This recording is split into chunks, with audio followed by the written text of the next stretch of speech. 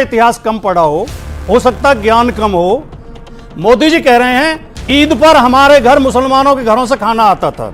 रामचंद्र कह गए सिया से ऐसा कलयुग आएगा, गोपालक श्री यदुवर कुल में एक ऐसा कुल घालक आएगा जिसे बकरा कटने में खुशबू मिलेगी और गाय में बदबू पाएगा। जी जी, गौशाला में दुर्गंध नहीं है, उसके भ्रष्टाचार में दुर्गंध। ओके।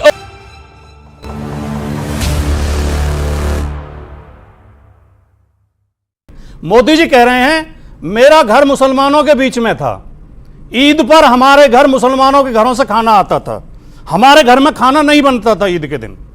मोदी जी कह रहे हैं। योगी जी कह रहे हैं 100 मुसलमानों के बीच में भी अगर 50 हिंदू रहते हो तो वो सुरक्षित नहीं है। अब मुझे सुधांशु भाई ये बता दें, मोदी जी का बयान सही है कि मुसलमानों के घर से उनके घर ईद पे खाना आता था, उनका चूल्हा ही नहीं जलता था, मुसलमानों के बीच में वो सुरक्षित थे, कोई खतरा नहीं था। क्या योगी जी सही कह रहे हैं? मुझे समझ में नहीं आ रहा है सवाल क्या पूछूं। अमीश, इन्होंने मुसलमानों को इतनी छूट दे दी, मुस्लिम बच्चों को, कि वो बजाय एजुकेशन में जाने के, बजाय सही लाइन पे जाने के गलत लाइन पे रहे। गलत लाइनें क्या क्या? आज वो बच्चे गलत लाइनें कौन कौन? 1 2 3 मैंने बताया ना अभी, मैंने बताया ना अभी। बसों के अंदर सारे जितने जेब कतरे होते हैं अक्सर मुसलमान होते हैं उनमें। नहीं मैं ये अक्सर मुसलमान होते हैं। मुझे घोर आपत्ति है मौलाना, और ये इनकी छूट की वजह से घोर आपत्ति है। आप ये छूट की वजह से समुदाय का अपमान कर रहे हैं आप। मैं समुदाय का अपमान नहीं कर रहा हूं, मुझे घोर आपत्ति है। अरे मैं एक सच्चाई बता रहा हूं, आप ना माने उस बात को। मुद्दा ही कुछ इन्होंने गवाह कुछ कह रहा है। सुनिए, इन्होंने इतनी छूट दे दी है। आप तो बीजेपी को वोट करा। अरे सुनो मेरे भाई, बीजेपी वोट करा, आप कह रहे हैं चलिए हुआ।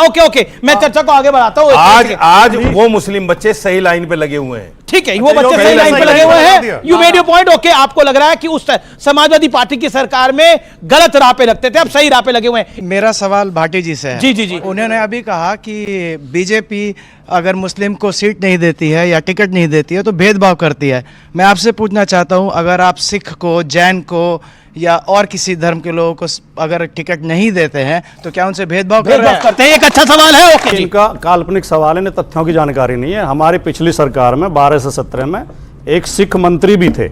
आप कह रहे हैं टिकट नहीं देते हैं, जैन भी रहे हैं, जैनों को भी हमने टिकट दिए, हम भेदभाव नहीं करते। ओके, करेक्ट बोला। इन्होंने बोला साहब 1976 में अमेंडमेंट के पहले तो ये देश सेकुलर था ही नहीं sir, it was only a reiteration. अगर आप अंबेडकर के कॉन्स्टिट्यूशन को ध्यान से पढ़ेंगे तो right to freedom of religion और स्टेट का इंटरफेरेंस नहीं होगा और हर धर्म की एक इक्वल मान्यता है, यह कॉन्स्टिट्यूशन में ऑलरेडी था। 76 में कम्युनिस्टों के कहने पे सिर्फ इसको बोल्ड करके रेटिरेट किया गया। तो यह गलत है कहना कि इसके पहले देश सेकुलर नहीं था, पहले ही गलती। दूसरे कांग्रेस सीए एनआरसी लेकर के आए, बोला कोई भी उत्पीड़ित अगर होगा तो अगर वो मुसलमान है तो नहीं आ सकता, हिंदू है तो मानेंगे वो पीड़ित है।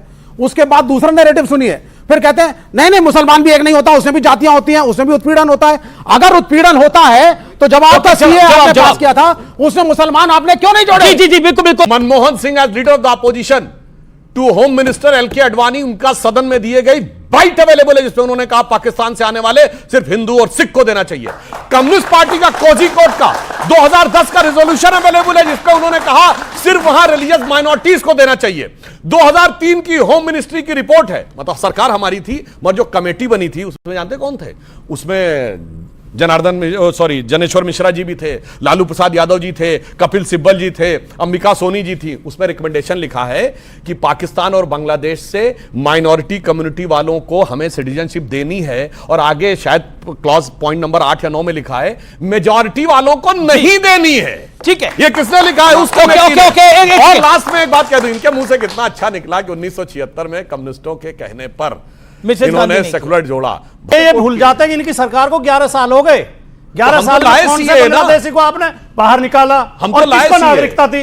ये केवल भ्रम और आए कैसे बांग्लादेश? नहीं ने कहा कि मुस्लिम है इसलिए वो है। अब मैं सिर्फ यूपीए सरकार कोट कर रहा हूं। सूरत में ब्लास्ट हुए, उसमें बांग्लादेशी पकड़े गए। जयपुर में ब्लास्ट हुए, बांग्लादेशी मुस्लिम पकड़े गए।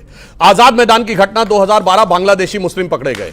उत्तर प्रदेश में लखनऊ में जहां बुद्धा पार्क और महावीर जी की मूर्ति तोड़ी गई, वहां बांग्लादेशी मुस्लिम पकड़े गए। एक बताइए कोई बांग्लादेशी हिंदू पकड़ा गया हो?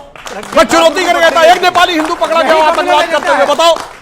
बताओ ना आपकी सरकार के जमाने में। कि सारे हिंदू बहुत अच्छे, सारे मुसलमान बहुत बुरे। जागरण अलाउड है, आप कर सकते हैं, सड़क रोक सकते हैं, कोई फर्क नहीं पड़ता। लंबा जाम लगे, कथावाचक आए, खूब करिए, सड़क रोकिए, कोई फर्क नहीं पड़ता। लेकिन पांच मुसलमान पुलिस वाला लात से मारेगा। देखिए, पहले उनकी बात का टेक्निकल जवाब दे दूं। कोई भी भंडारा करे अथवा पंडाल लगाए, परमिशन ले और लगाए, कोई समस्या नहीं है।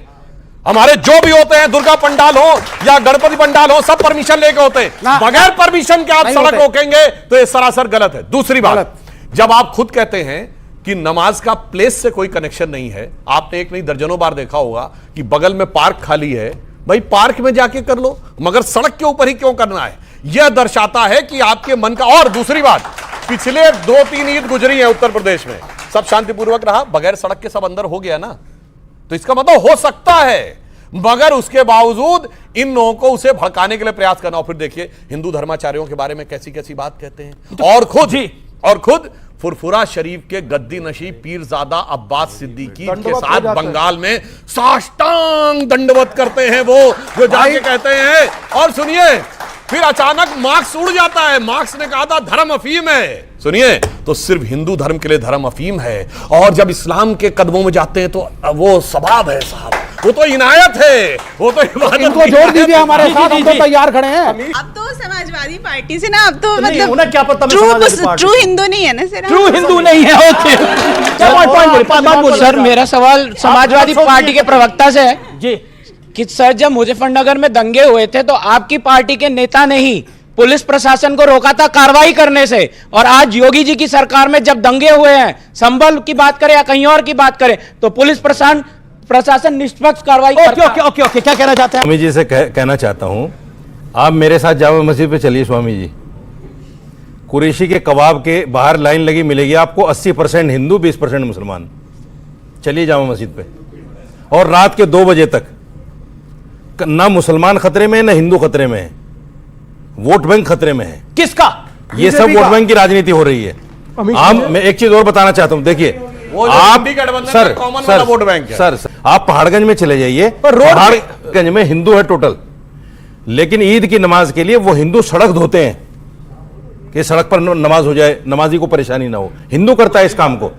आप उस सद्भावना को, उस एकता को तोड़ने पर क्यों लगी ये सारी सियासी पार्टियां?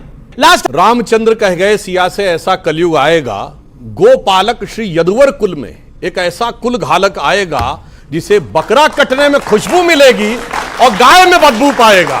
जी, मैं शुद्ध शाकाहारी हूं, मैंने जीवन में कभी मांस मैं आपकी पार्टी की बात कर रहा हूं। मेरी बात सुन लीजिए, सवाल मुझसे पूछा जी। मैंने कभी जीवन में मांस नहीं खाया, लेकिन कोई मांस खाया तो मुझे उससे नफरत भी नहीं है। ठीक है। रही बात ये, गौशाला में मैंने पहले भी कहा, फिर दोहरा रहा हूं, 5 सेकंड ही है। गौशाला में दुर्गंध नहीं है, उसके भ्रष्टाचार में दुर्गंध। ओके एजेंडा जो है आज के इस इंफॉर्मेशन बूम के दौर में चिन्ह होता नजर आ रहा है, इसलिए समस्या है। ओके, इसीलिए एक लाइन में कह दूं, सच जरा सा घटे या बढ़े तो सच सच ना रहे, मगर झूठ की तो कोई इंतहा नहीं। लाख चेहरे बदल के आ जाते हैं ये, पर आईना कमबख्त झूठ बोलता है। यदि ये नहीं होता तो ये मांग नहीं करते कि सीए में पाकिस्तान और बांग्लादेश के मुसलमानों को क्यों नहीं मान्यता दे रहे हो। इसका मतलब ये खुद कह रहे हैं कि परचमे हिलाल के झंडे तले दामने रहमत की सरजमी में मुसलमान महफूज नहीं है, मोदी के हिंदुस्तान में महफूज है।